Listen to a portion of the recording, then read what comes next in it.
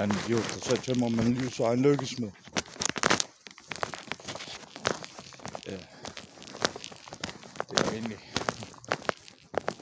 noget pisse til at starte med. Det skal have pisse god mening. Vi skulle ikke have 25 en fald i sætningen. Livets egen lykkesmed. Men jeg må sige, efter de begyndte på at indføre justitsmord og over 4 år i fængsel på min fortid.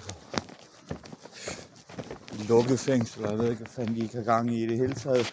Tag mig væk fra det her liv her. Jeg tror, de er skidt. Jeg tror, de vejer og siger, at jeg giver mig hånd i ham på. Nej. Jeg har et tilbud til. Det passer ikke. Jeg har faktisk 2 tilbud. Det ene tilbud. Det er helt klart det, jeg synes, der er mest fair. Det er, hvis de accepterer, at de har begået en fejl og giver mig en erstatning, så jeg kan få mig en lejlighed i Silkeborg.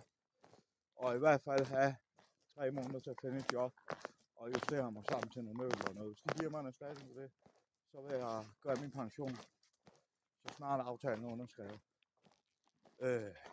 Og så lover jeg, at jeg lever et stille og roligt, passivt stille liv, hvor jeg går på arbejde.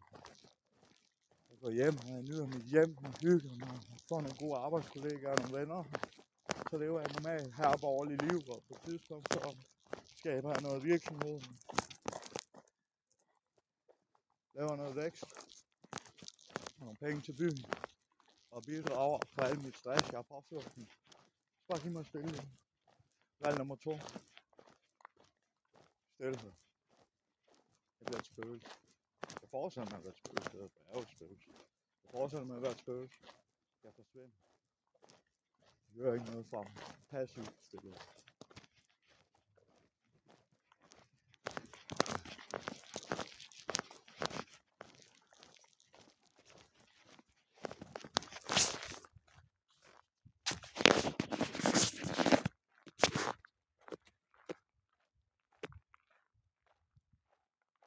Noget federe, end folk glor på en, når man måske til fejl, når man taler til en tablet. Fag. Det er hyggeligt. Pinligt.